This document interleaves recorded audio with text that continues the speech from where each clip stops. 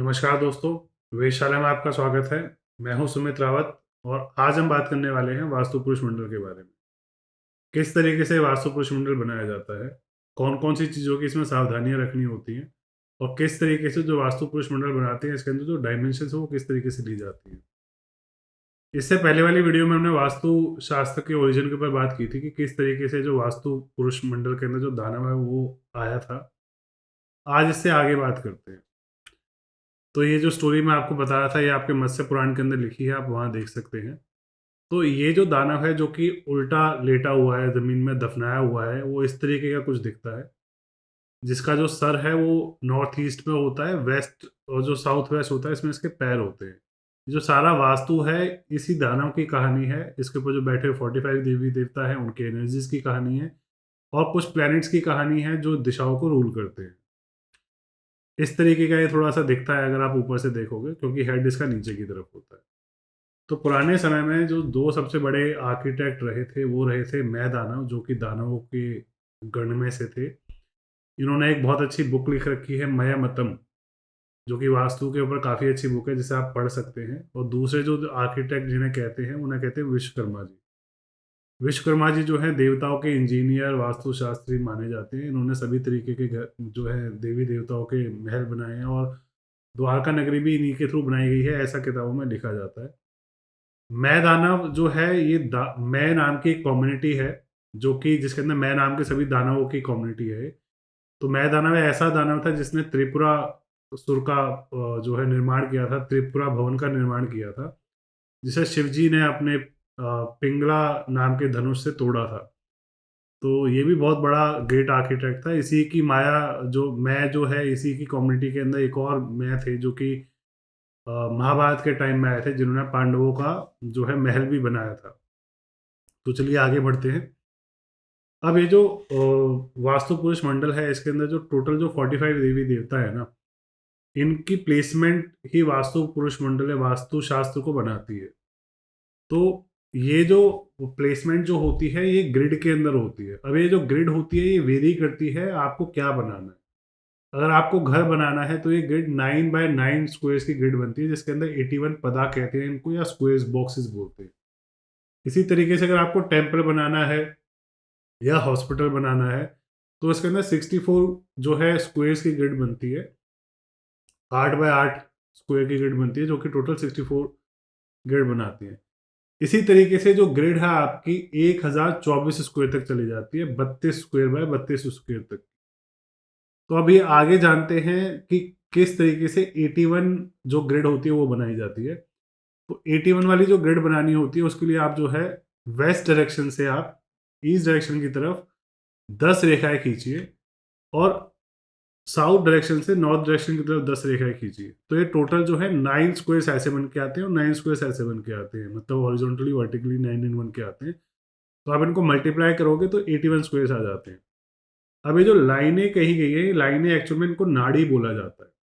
इन नाड़ियों के नाम होते हैं, ये वास्तु पूजा के अंदर पूजी जाती हैं और ये आपकी जो देवी-देवता जो इनके अंदर रिज़ाइड करते हैं, इनकी एनर्जीज़ को कंटेन करती हैं। तो जो पहली नाड़ी होती है वो शांता होती है, दूसरी का नाम यशोवती होता है, तीसरी कांता होती है, चौथी विशाल, 5वीं जो है प्राण वाहिनी होती है। नाम से आप कुछ-कुछ आइडिया लगा सकते हैं, प्राण वाहिनी।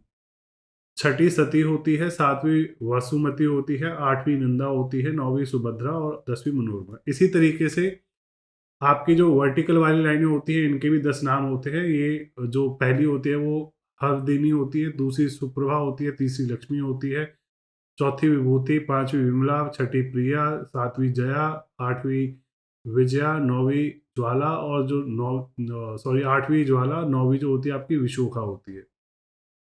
इनका काम मैंने आपको बता दिया है किस काम में आती हैं और इनकी जो डायमेंशंस होती हैं, वो किस तरीके से निकाली जाती है, क्योंकि इनकी एक पर्टिकुलर डायमेंशंस होती है डिपेंडिंग अपॉन कि आपका जो प्लॉट है वो कितना बड़ा है। तो ये जो नाड़ी होती है यूजुअली जो एक पदा होता है, ये जो एक स्क्वायर आपका निकल के आ रहा है, इस स्क्वायर का 1/12 होती है। अब देखते हैं इसको किस तरीके से देखा जाता है। अब सपोज़ कीजिए कि आपके जो प्लॉट की जो लेंथ है वो 60 फीट्स है। तो 60 फीट को अगर आप 9 पार्ट्स में डिवाइड करोगे, क्योंकि हमें 9 पदा निकालने हैं इसके अंदर, तो एक पदा की जो वैल्यू आती है वो 6 फुट 6 इंच निकल के आती है। तो इसी तरीके से अगर आप इसको 1/12 निकालते हो इसका, तो 6 इंच निकल के आया। तो अब जो पदा की जो विड्थ हो गई, उसमें आपको 6 इंच माइनस कर देना है, क्योंकि लाइनों का निकलता हुआ आएगा 6 इंच, 6 इंच, 6 इंच। तो इस तरीके से आप चूने से बनाएँ इसको, या किसी भी चीज़ से आपको बनाना है, तो आपको 6 इंच लेनी है, जब आप अपनी जो वास्तु पुरुष, जो आपकी जो भूमि है, जिस पर जब आप वास्तु पुरुष मंडल बनाओगे। अब वास्तु पुरुष मंडल के अंदर आपको डायरेक्शंस डिसाइड करने में बड़ी दिक्कत होती है। कई लोगों को बड़ी प्रॉब्लम है कि किस तरीके से देखा जाता है। तो अगर आपका स्क्वायर प्लॉट है, स्क्वायर प्लॉट के अंदर लेंथ और ब्रेथ आपकी बराबर होती है, तो आप जो है 9-9 जो पद होते हैं, या 9 जो आपके स्क्वायर्स होते हैं, इनको एक डायरेक्शन मान सकते हैं। जैसे कि अगर ईस्ट डायरेक्शन के अंदर आप 9 पदों को लेंगे यहाँ पर, इसी तरीके से आप जो साउथ ईस्ट वाले 9 पद होते हैं, उनको अग्निकोण बोला जाता है। ये इसको आप साउथ ईस्ट डायरेक्शन मानोगे। साउथ में जो 9 पद होते हैं, उनको यम बोला जाता है या साउथ बोला जाता है। इसी तरीके से साउथ वेस्ट वाले जो 9 पद होते हैं, उनको साउथ वेस्ट बोला जाता है, निरत्ती बोला जाता है।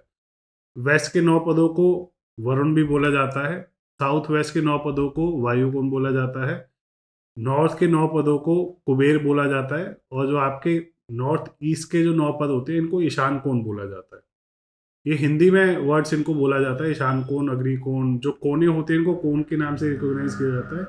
नॉर्थ ईस्ट इज़ आपका ईशान, अग्निकोण साउथ वेस्ट, नॉर्थ वेस्ट जो है आपका वायुकोण हो जाता है, और आपका साउथ वेस्ट निवृत्ति हो जाता है। सेंटर वाले जो 9 पद होते हैं, इनको ब्रह्मास्थान बोला जाता है। Usually they are kept open vastu के अकॉर्डिंग। बट अगर अब आपका प्लॉट स्क्वायर नहीं है, तो आपको क्या करना है, आपको घर के सेंटर से इस तरीके से लंबी-लंबी लाइनें खींचनी है, ताकि आपको जो डायरेक्शंस है फिक्स हो पाए। इसी की वजह से कई बार आपने चार्ट देखा होगा, एक गोल कलर का जो है गोल सा चार्ट बना के लेके आते हैं वास्तुशास्त्री, जिसके अंदर डिफरेंट डिफरेंट देवी देवताओं के नाम लिखे होते हैं, तो वो इस चीज़ के लिए यूज़ में आता है। अब आगे बात करते हैं कि किस तरीके से जो हमारे प्लैनेट्स हैं, वो दिशाओं को रूल करते हैं। जो हमारा नॉर्थ ईस्ट एरिया होता है, इसको जुपिटर रूल करता है। आपका जो ईस्ट डायरेक्शन होती है, इसको सन रूल करते हैं। प्लैनेट जो आपकी ज्योतिष के अंदर आते हैं, सूर्य प्लैनेट रूल करते हैं। साउथ वेस्ट डायरेक्शन जो होती है, इसको वीनस रूल करते हैं। साउथ डायरेक्शन जो होती है, इसको मार्स यूज़ करता है, यम का स्थान होता है। इसी तरीके से जो साउथ वेस्ट होता है, इसको राहु रूल करता है। अब आप यहाँ पे एक और बात मैं आपको बताऊँ, आप कहोगे राहु है तो केतु नहीं है इसके अंदर, क्योंकि पहले राहु और केतु एक ही माने जाते थे, तो आप इसके अंदर राहु ही है। अब वेस्ट डायरेक्शन जो है आपका सैटर्न जो है रूल करता है, आपका नॉर्थ वेस्ट वाला जो है मून रूल करता है, ऐसे ही नॉर्थ आपका मरकरी रूल करता है। अब इनकी प्लेसमेंट भी बहुत इंपॉर्टेंट है। जिस तरीके से जुपिटर को जो है हमारी बुद्धि का कारक, हमारे ज्ञान का कारक माना जाता है, यहाँ पर जो इस को जो कोना होता है, इसमें जो आपका जो वास्तु पुरुष है, उसका हेड आता है, और राहु जहाँ पे होता है, इसके पैर आते हैं। जहाँ मून होता है और जहाँ वीनस आता है, वहाँ इसके दोनों एल्बोज आती है, उसकी बाह आती है। जो सेंटर का ब्रह्म स्थान होता है, वहाँ इसका पेट आता है। मार्स और सैटर्न जहाँ होते हैं, वहाँ इसकी लेग्स आती है।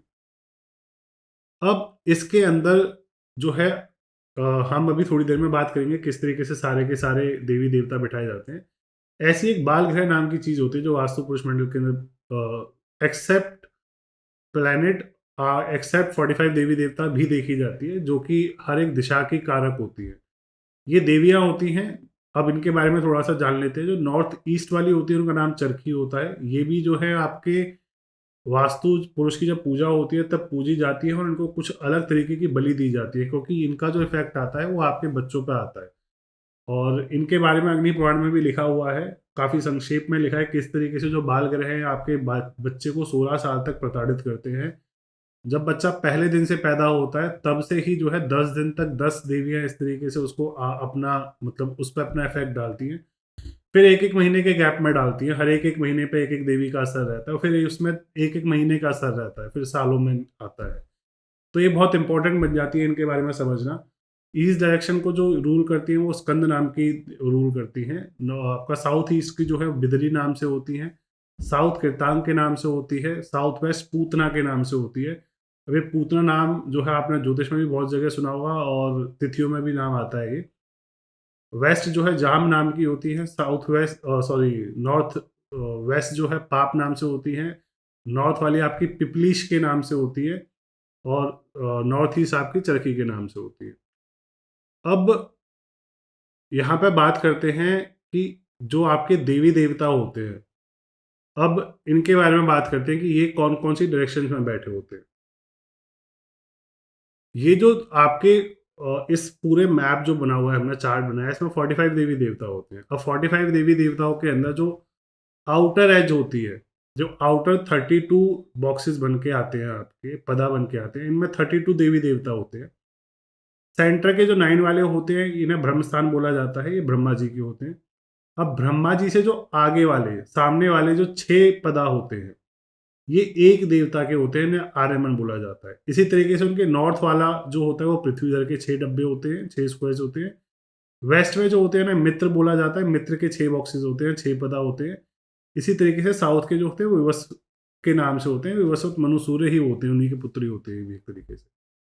अब जो बाकी के ये वाले जो बॉक्सेस बच जाते हैं, जो कि नॉर्थ जो आपके कोण में आते हैं, ईशान कोण में, अग्नि कोण में, नैश्रत कोण, वायु कोण में आते हैं, यहाँ पे एक-एक देवता को 2-2 जो है बॉक्सेस दिए जाते हैं या 2-2 पदा दिए जाते हैं।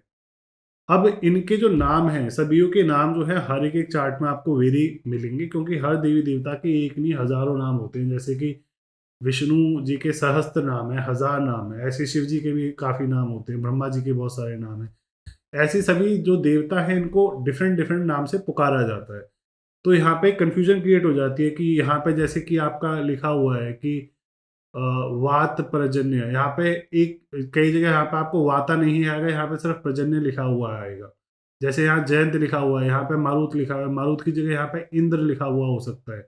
जहाँ महेंद्र लिखा हुआ है, वहाँ सूर्य लिखा हुआ हो सकता है, क्योंकि महेंद्र सूर्य जी का नाम भी एक जो है महेंद्र है। मारुत का नाम भी जो है एक इंद्र के नाम से पुकारे जाते हैं। जयंत जो है इंद्र के बेटे हैं।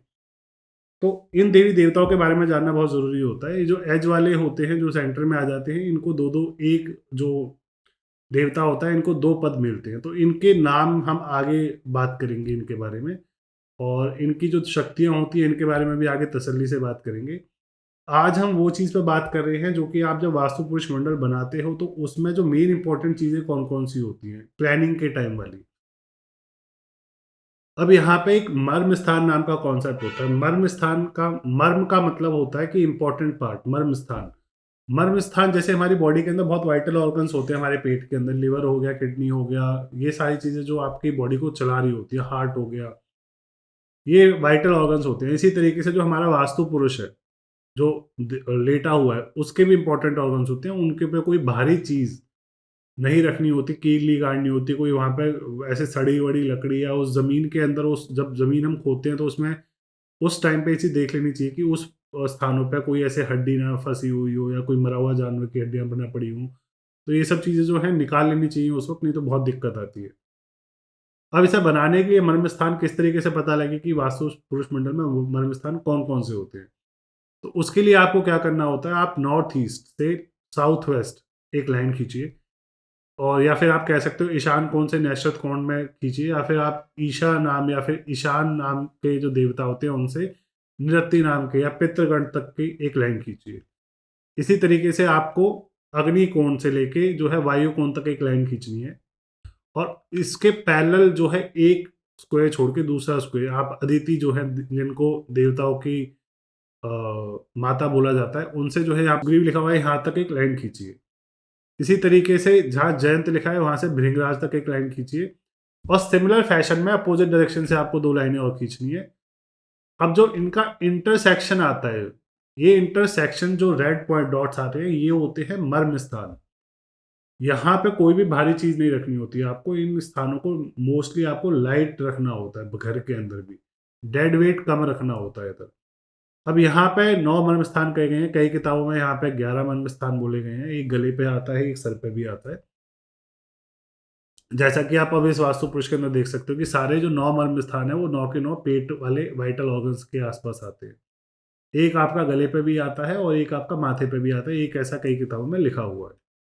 अब इन मर्म स्थानों के नाम होते हैं, और ये संपत होता है, महामर्म, कमल, फल, त्रिशूल, स्वाति, वज्र, महास्वास्तिक, संपत्ति, ये त्रिकृति, मदीबंध और सुविशुद्ध करके इनके नाम होते हैं। अब तक जो हमने पूरी पिक्चर देखी, वो हमने यहाँ पे लगा दी है कि अब आपको पता लग रहा है कि वास्तु के अंदर इतने 45 देवी-देवता हैं, इतने बाल ग्रह हैं। प्लैनेट्स भी इसको रूल करते हैं। इसके अलावा भी और बहुत सारी चीज़ें हैं जो रूल करती हैं, जिन्हें हम बाद में बताएँगे कि किस तरीके से इसमें हर एक चीज़ की विधि होती है। जैसे कि अभी आपने इसको ज़मीन पे देखा है। जब हम वर्टिकली जाते हैं तो वर्टिकल जाने के भी कुछ अपने लिमिटेशंस होते हैं, कुछ रूल्स होते हैं जो हम आगे पढ़ेंगे इसको। और इनके साइंटिफिक प्रिंसिपल्स को भी आगे देखा जाएगा, बट हम साइंटिफिक प्रिंसिपल्स को हम प्लानिंग के तौर पे देखेंगे कि क्यों नॉर्थ ईस्ट को खाली रखने के लिए बोला जाता है और साउथ वेस्ट को या साउथ डायरेक्शन को बाहर रखने के लिए बोला जाता है। क्योंकि जो वास्तु होता है क्लाइमेटोलॉजी के हिसाब से बहुत ज़्यादा वर्क करता है, और जो देवी देवता बैठे होते हैं ये भी क्लाइमेटोलॉजी को रिप्रेजेंट कर रहे होते हैं वास्तु के अंदर। तो यहाँ तक हमने ये सीख लिया कि वास्तु पुरुष मंडल बनाया कैसे जाता है, और देवी देवताओं की प्लेसमेंट किस तरीके की होती है, कौन कौन से जो स्थान है जिन्हें हमें ज़्यादा छेड़ना नहीं चाहिए। अब इससे आगे हम बात करेंगे कि ये जो देवी देवता है ये है कौन, सारे के सारे देवी देवता हैं कौन। तो ये सारे, इससे आगे बात करेंगे, बट एक छोटा सा हिंट दे देता हूँ, जो सारे देवी देवता जो हैं ऋषि कश्यप जी की, अत्रि और अंगिरा जी की औलाद होती हैं।